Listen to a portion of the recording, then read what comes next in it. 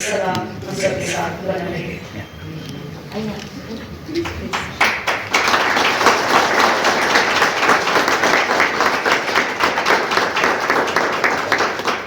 और मैं साथ ही आप सभी लोगों से अनुरोध करना चाहूंगी कि आप मंच पर विराजमान हो।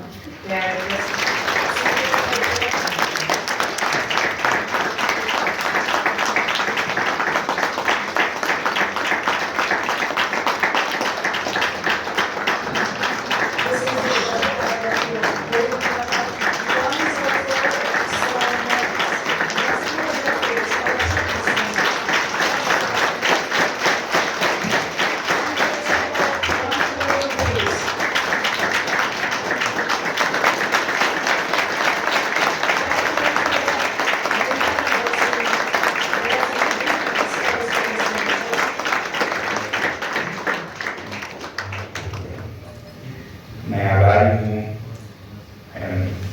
नीलम मिश्रा जी, रानी सरला चौहान जी, राहुल जी और आज पधारे सभी अतिथि जिनका अलग अलग वक्त पर संबंध रहा है मेरे जीवन से। आप लोगों के ही समर्थन से कुछ कर पाया हूँ और खासकर ढोलक के परिवार के सभी जन जो यहाँ पधारे हैं उनका स्वागत करना चाहता हूँ, धन्यवाद करना चाहता हूँ। ये पुरस्कार बड़े अजीब होते हैं, मगर क्या करें, जिंदगी ऐसी है कि ये एक किसी शख्स को, किसी व्यक्ति को चुनकर उनका नाम लेते हैं, मगर सच में देखें तो उनके पीछे दर्जनों, कभी कभी सैकड़ों, हजारों लोगों का योगदान होता है, वो नहीं झलक पाता है। तो मैं आज खासकर ये कहना चाहूँगा कि आप सब जो यहाँ आए हैं, किसी न किसी वक्त पर, किसी न किसी मोड़ पर आपके ही समर्थन के वजह से ये संभव हो पाया है। और बहुत से जन यहाँ नहीं आ पाए हैं जिनको मैं याद करना चाहूँगा। मैं बहुत आभारी हूँ आप सभी का, जिनके वजह से ये संभव हुआ है। एक तरह से देखें तो मैं गलानी महसूस करता हूँ कि एक नाम, एक आदमी आगे आता है। मैं याद करूँ तो अकेले सरला चौहान जी यहाँ पर हैं, तुर्कस्तान में जब मैं कॉलेज से आया लद्दाख में कि शिक्षा में कुछ बदलाव लाने की ज़रूरत है, क्योंकि कॉलेज के दौरान मैं अपना खर्चा, पढ़ाई के खर्चे के लिए बच्चों को पढ़ाता था और उसमें मुझे पता चला कि शिक्षा की हालत क्या है। तो ये तुर्कस्तान और अकेले थे जिन्होंने मेरा हौसला बढ़ाया, जिन्होंने मुझे औरों से परिचित कराया और मैं ये कभी नहीं भूलूंगा। उसी तरह बहुत सारे यहाँ पर नेतागण हैं, अलग अलग संस्थाओं के, धार्मिक संस्थाओं के, विद्यालयों के, बल्कि सैनिक संस्थाओं के भी, इन सब के समर्थन से कुछ कर पाया हूँ। अकेला मैंने कुछ भी नहीं किया है। खासकर अबा नौफल जी आ पाए यहाँ, मुझे बहुत खुशी है इसकी, क्योंकि मैंने जिनसे प्रेरणा लेकर ये बर्फ का काम मैंने शुरू किया आप ही के सीख में, तो मैं बहुत प्रेरित हूँ आप सभी से। उसी तरह यहाँ पर मेरे विद्यार्थी हैं, मेरे साथी हैं, गांव के लोग हैं, यहाँ फ्यांग के मोनेस्ट्री मठ से भी प्रतिनिधि हैं, जिन सब के समर्थन और प्रेरणा से मैं कुछ कर पाया हूँ।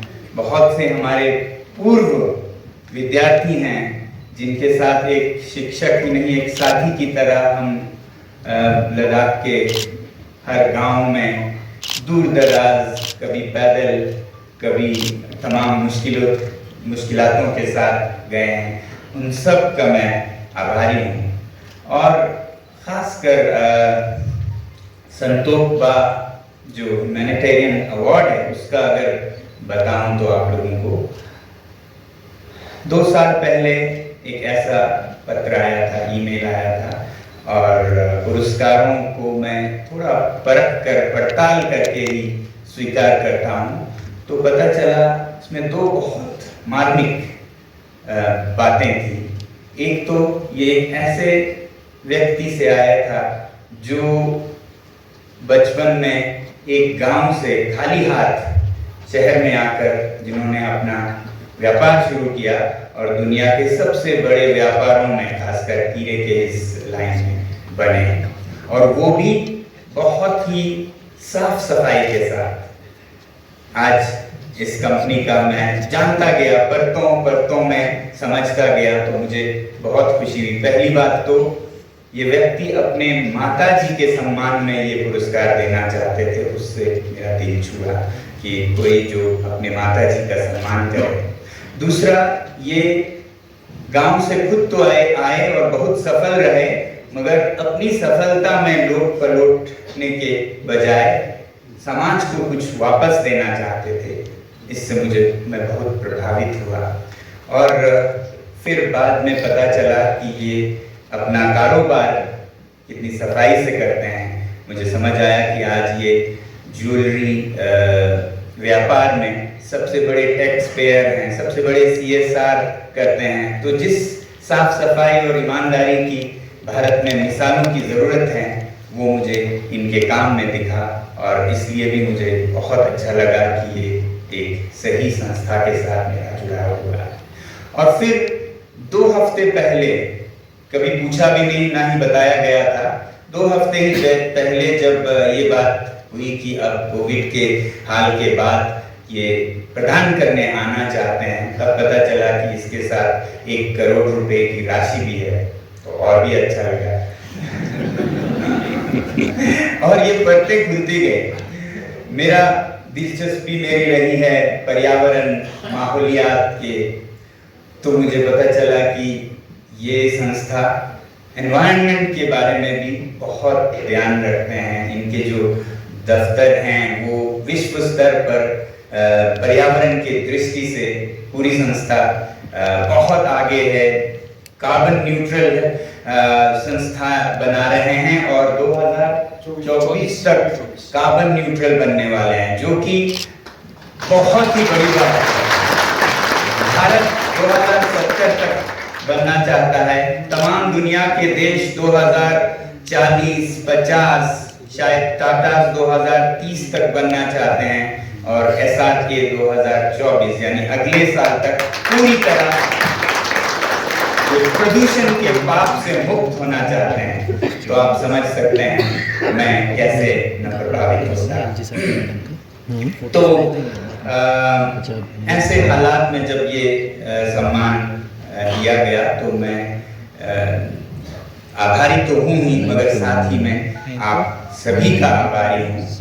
और रही बात इस राशि का क्या किया जाए, तो एक तो ये माताओं का एक सम्मान है, इसीलिए मैंने आज मंच पर अपनी बड़ी दीदी अच्छे ठिनले को बुलाया, क्योंकि हमारी माता तो रही नहीं। तो जो महिलाओं का समर्थन है, जिसकी वजह से हम सफल होते हैं, उसका सम्मान करना चाहता था। और गीतांजलि हैं ये जीवन साथी, आप दोनों ने ही हर विषम परिस्थितियों में, जब जिंदगी नीचे से नीचे रही या ऊपर से ऊपर आई, हर वक्त साथ दिया, उसका मैं आभार व्यक्त करना चाहता था। तो मुझे बहुत खुशी है कि आज मेरे सारे बहन, भाई, भाभी सब हैं। बहुत लोग सोचते हैं मैंने कुछ अलग किया, बड़ा किया। आपको मैं आज ये बताऊं, ऐसा कुछ नहीं किया। मैं सोचता हूं कभी कभी एक संयोग हुआ, एक एक्सीडेंट हुआ कि मैं परिवार में सबसे छोटा लड़का था। अगर मैं सबसे बड़ा होता तो शायद मैं कुछ भी न कर पाता। मुझे परिवार का जिम्मेदारियां निभानी पड़ती, और आप में से भी कितने ही लोग मुझसे भी ज्यादा करते, मगर शायद वो संयोग आपके साथ नहीं हुआ और आपने परिवार की जिम्मेदारियां संभाली। मैं परिवार के मामले में सबसे गैर जिम्मेदार हूँ, ये भी आप लोगों को बता दूं। आज अगर मेरे भाई बहन बताने लगे तो शायद खत्म ना हो। तो ये गैर जिम्मेदारी मैं अफोर्ड कर पाया, क्योंकि मेरे बहनें, भाई जो यहाँ पर हैं, उन सब ने सब कुछ संभाला और मुझे खुला छूट दिया, मैं जो भी करूं। और इस वजह से मैं और भी छोटे भाइयों और बहनों जिनके लिए देखने वाले कम थे उनका कुछ कर पाया। तो ये एक तरह से अन्याय है कि आज ये पुरस्कार मुझे दिया जा रहा है। मैं आप सभी को ये समर्पित करना चाहूँगा। और हाँ, मैं ये कह रहा था कि ये राशि, तो पिछले 30 सालों से मैं शिक्षा के फील्ड में काम करता रहा हूँ, खासकर सरकारी विद्यालयों में। तो मैंने 2 बातें देखी। लद्दाख के कई इलाकों में जो छात्राएं हैं, गर्ल चिल्ड्रन हैं, उनको बहुत सी समस्याएं होती हैं। और दूसरी बात ये देखी, जब सरकारी स्कूलों में, विद्यालयों में शिक्षा सुधार का काम कर रहा था, तो शिक्षक शिक्षिकाएं बहुत बदनाम होती हैं कि वो स्कूल में नहीं आते, वो चले जाते हैं। तो मैं सोचने लगा इनकी वजूहात भी तो होंगे, क्यों नहीं आ पाती हैं। खासकर महिलाओं पर बहुत ये इल्ज़ाम लगाया जाता था। फिर मैंने देखा कि सरकारी प्रणाली में 2-2 साल का आपका वक्फा होता है काम करने का, और ऐसे में खासकर महिलाएं जिनकी तादाद बहुत बड़ी है शिक्षिकाओं की, वो अपने बच्चों को देख नहीं पाते हैं। वो अपने बच्चों को साथ ले जाएं तो हर 2 साल में उनके विद्यालय बदलते रहेंगे, इसका अच्छा प्रभाव नहीं पड़ता है बच्चों पर। दूसरी तरफ अगर शहर में रखें किसी विद्यालय में, तो उनका आधा दिन काम में, आधा दिन घर में रहता है या बच्चे के साथ रहता है, जो कि स्वाभाविक है, ये कोई गुनाह नहीं है। तो ऐसे में वो अपने घर का, अपने बच्चों को देखने के लिए भागा दौड़ी में काम में कमियां भी आती हैं। तो तब से हम ये सोच रहे थे कि ऐसा एक विद्यालय होना चाहिए जो सबसे बेहतरीन हो, हर विद्यालयों में, चाहे सरकारी या गैर सरकारी, सब में बेहतरीन हो, और जहां पर खासकर शिक्षक और शिक्षिकाओं के, खासकर बच्चों को संभाला जाए, ताकि ऐसे एक अच्छे विद्यालय में जब बच्चे बच्चियां हों तो माएँ खासकर और पिता भी बेफिक्र से अपना काम कर सके दूर के गांव में। तो हम ऐसा एक सोचते रहे हैं पिछले 15 साल से कि ऐसा एक विद्यालय होना चाहिए। फिर जहां हम अभी काम कर रहे हैं फ्यांग में, वहां देखा कि वहां पर जो सरकारी स्कूल हैं छोटे छोटे हैं, तो वहाँ व्यवस्थाएं उतनी अच्छी नहीं है। तो स्थानीय लोगों के बच्चों के लिए और शिक्षक शिक्षिकाओं के लिए खासकर एक ऐसा छात्रावास वाला बोर्डिंग स्कूल जिसका स्तर बहुत अच्छा हो।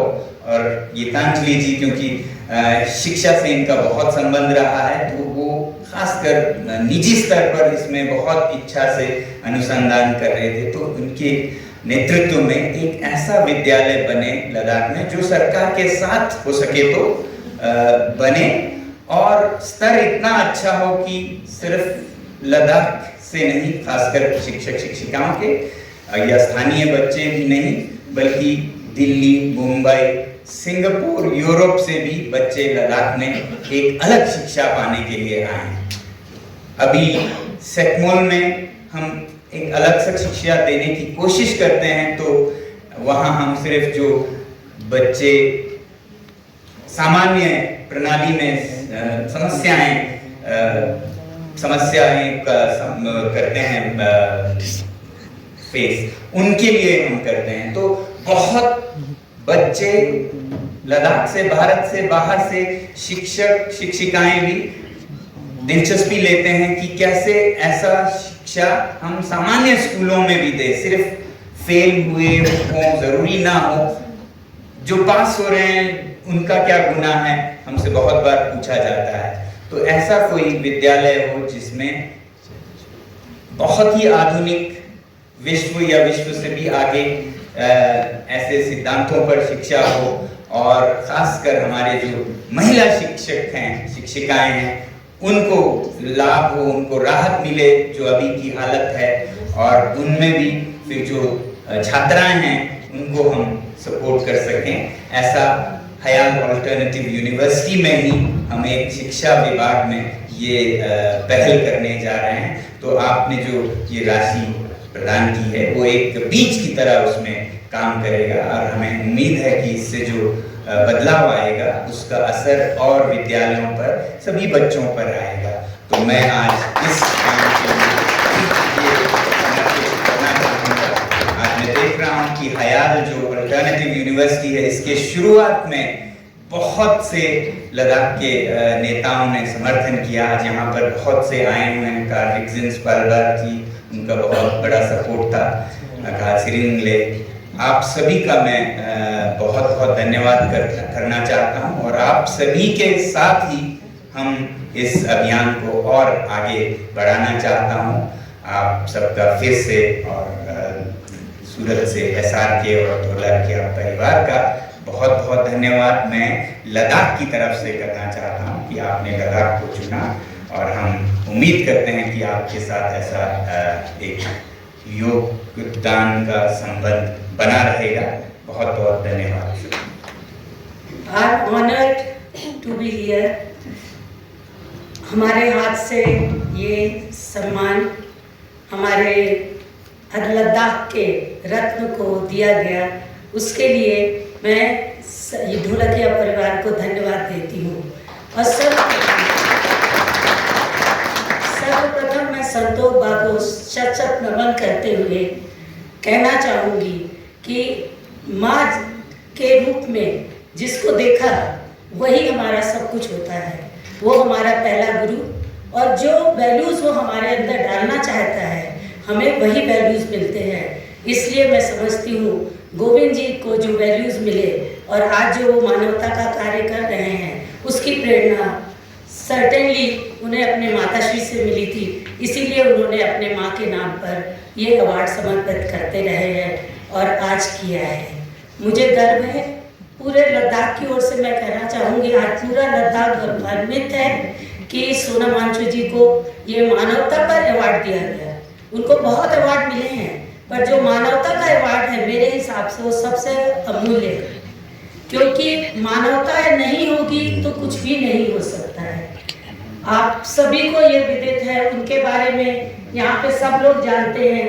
उनके बारे में ज़्यादा कुछ मेरे जैसे व्यक्ति के प्रति कहने का मतलब होगा कि मैं सूर्य को दिया दिखाने की कोशिश कर रही हूँ, वो मैं करना नहीं चाहूँगी। उनके बारे में आप सबको हमसे ज़्यादा मालूम है और उनका कार्य सराहनीय है। उसे आज मानवता के रूप में हम उनको देखें, वो हर लद्दाखी के लिए एक इंस्पिरेशन है, प्रेरणा स्रोत है।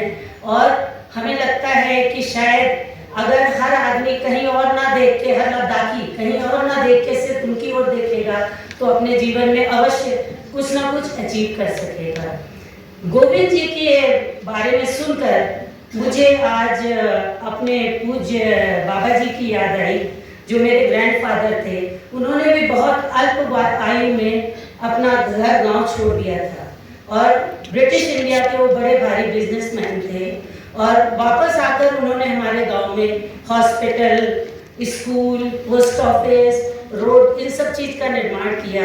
यहाँ तक कि कमला नेहरू हॉस्पिटल में उनके द्वारा दिया गया ऑपरेशन थिएटर है, जो अभी तो जीर्ण अवस्था में है, लेकिन उनके नाम है वहाँ पर। इलाहाबाद यूनिवर्सिटी में उनके नाम से अवार्ड दिए जाते हैं।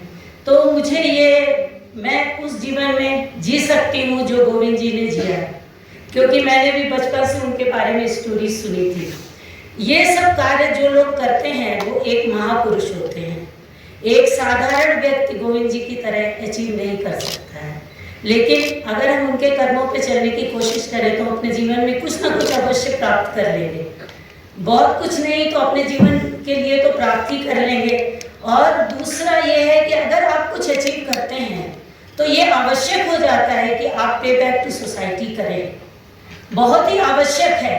हालांकि कई बार हमें समझ में नहीं आता कि सोसाइटी ने हमारे लिए क्या किया, लेकिन अगर सोसाइटी आपके लिए कुछ ना करे, आपके एजुकेशन से लेकर के आपके जो भी जॉब करते हैं उस सब में भी सोसाइटी का हाथ होता है। आपके माता पिता का तो होता ही है, लेकिन सोसाइटी का भी कहीं ना कहीं हाथ होता है आपके व्यक्तित्व को सजाने संवारने में। इसीलिए कहते हैं कि जैसा साथ होगा वैसा आप बन जाएंगे। अगर आप खराब साथी पाते हैं, खराब जगह जाते हैं, खराब लोगों के साथ उठते बैठते हैं, तो आपके अंदर वो गुण नहीं आएंगे। लेकिन आप अच्छे लोगों की तरफ देखते हैं, उनकी तरफ बातचीत करते हैं, तो वो गुण आपके में अंदर भी कुछ ना कुछ रूप में अवश्य आते हैं। दूसरा, अभी ये छोटी जो मूवी दिखाई गई थी, उसको देख के मैंने एक चीज़ नोटिस किया। उन्होंने भाई साहब राहुल जी ने बताया कि वो अपने स्टाफ को लेके ऋषिकेश हरिद्वार जाते हैं हर साल चार्टर्ड प्लेन करके, स्टाफ को लेकर। स्वयं तो आदमी बहुत बार जाता है, लेकिन स्टाफ को लेके जाना एक बहुत बड़ा कार्य है। धार्मिक स्थान पे जाने का, कोई भी धर्म हो, उससे हमारे अंदर जो गुण आता है वो ये गुण होता है कि हम भगवान से डरते हैं, उससे हमें बुरा काम करने से बचाता है। आपने अक्सर देखा होगा कि कहना कि हम नास्तिक हैं वो अलग बात है, उसमें भी कोई बुराई नहीं है अगर हम मानवता का ध्यान रखते हैं तो। लेकिन मेरा ये मानना है कि जो इंसान भगवान से डरता है वो कभी चोरी छुपे भी कोई गलत कार्य नहीं करता, क्योंकि हमारे यहाँ कहा जाता है कोई नहीं देखता है तो भगवान तो देखता है। इसलिए वो कार्य की मैं सराहना करूंगी आपके कंपनी के लिए कि वो ये कार्य कर रहे हैं कि अपने स्टाफ को भगवान के प्रति ले जाकर जोड़ते हुए उनके अंदर ये एहसास दिलाते हैं कि हम अपनी रोटी कमा के खा सकते हैं और थोड़ा एक्स्ट्रा है तो हमें उसको बांटना चाहिए। वांचू जी का ये मॉडेस्टी है कि वो कह रहे हैं, ह्यूमिलिटी और मॉडेस्टी मैं कहूँगी कि वो कह रहे हैं कि उन्होंने कुछ नहीं किया, लेकिन सर्वविदित है कि उन्होंने क्या क्या किया। और उन्होंने जो ये डेडिकेट किया है गर्ल चाइल्ड के लिए वो बहुत ही सराहनीय है, क्योंकि अगर हम एक गर्ल को ऊपर उठाते हैं तो हम पूरे परिवार को ऊपर उठाते हैं, हम उनको शिक्षित करते हैं तो पूरे परिवार को शिक्षित करते हैं। हमारी माता जी ने मुझे शिक्षा दी, इसलिए मैं शिक्षित हुई। और मुझे माताओं से एक आग्रह है कि शिक्षा के साथ साथ जो भी स्किल उनके पास है प्लीज़ उसको ज़रूर इम्पार्ट करिए। मेरी माँ ने मुझे 9 साल से बहुत सारी स्किल सिखाई जो आज भी मेरे साथ है।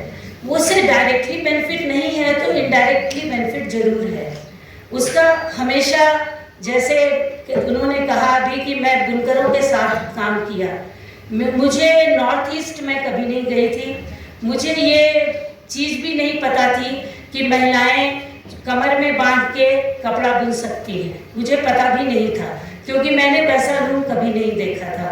जब मैं वहाँ पहुँची तो मुझे पता चला कि हर महिला हर घर में कपड़े बुनती है, लेकिन कहीं ना कहीं वो कला लुप्त हो रही है, क्योंकि जब लड़कियां महिलाएं पढ़ने लिखने लगी, जॉब करने लगी तो उनको समय नहीं मिला या उन्होंने इग्नोर किया। इसलिए मैं कह रही हूँ कि वो स्किल जरूर आप इम्पार्ट करिए अपने गर्ल चाइल्ड में या बच्चों में, जो भी बच्चे आपके पास है उसको भी मैंने स्वयं सीखा और उस पर मैंने काम किया जिससे ये कला लुप्त ना हो जाए। और मुझे काफ़ी सेंस ऑफ अचीवमेंट है कि 5 इयर्स में वो एक लेवल तक पहुँच गया। इस प्रकार से सबसे मैं यही कहना चाहूँगी, ढोलकिया परिवार को धन्यवाद देने के साथ साथ मुबारकबाद देते हुए सोनम वांचू जी को उनकी सराहना करते हुए, उन्होंने एक बहुत ही सराहनीय कार्य जीवन भर किया है और ये 1 करोड़ रुपया डेडिकेट करना गर्ल चाइल्ड के एजुकेशन के लिए भी बहुत ही सराहनीय कार्य है। मैं उनको साधुवाद देती हूँ, धन्यवाद देती हूँ। And also extend my warm greetings to the Dholakia family for choosing Sonam Wangchuk to be the awardee of the prestigious award. The award has been presented to many noticed eminent personalities like His Holiness the Dalai Lama, Ratan Tata, Bhikkhu Parekh, and now Sonam Wangchuk. I have known Sonam Wangchuk since his childhood, as I have close relation with the family. Sonam Wangchuk's father belonged to a very humble family who rose to become a social worker, political leader. He was called the father of the poor and the underprivileged. He wanted all his children to have a good quality education, staying with him. But then, like Sonam Wangchuk said, he was different.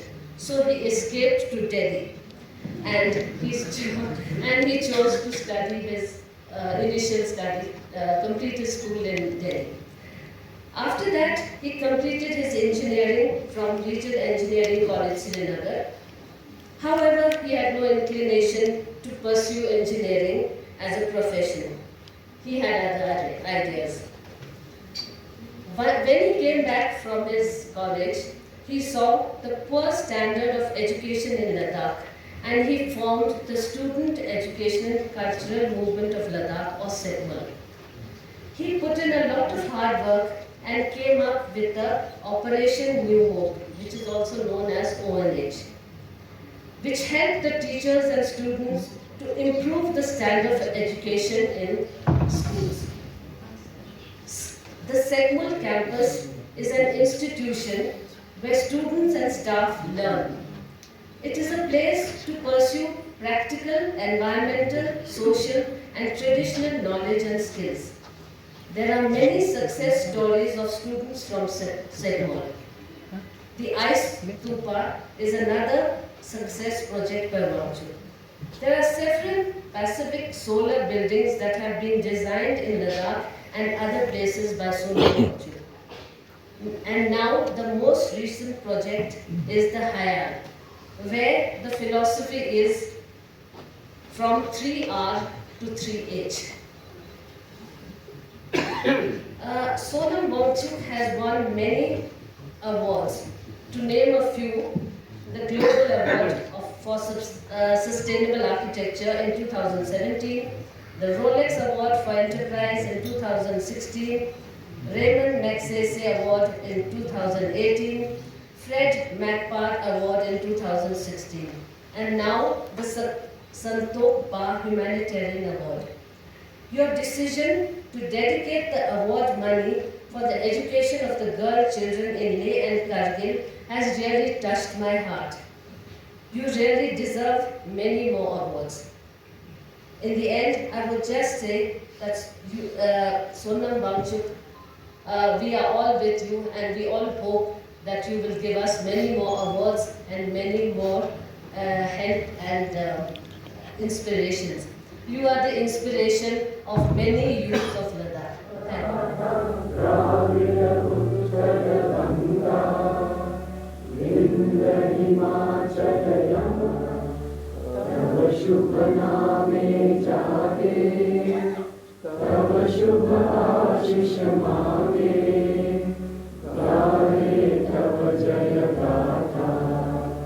Jana Gana Mangala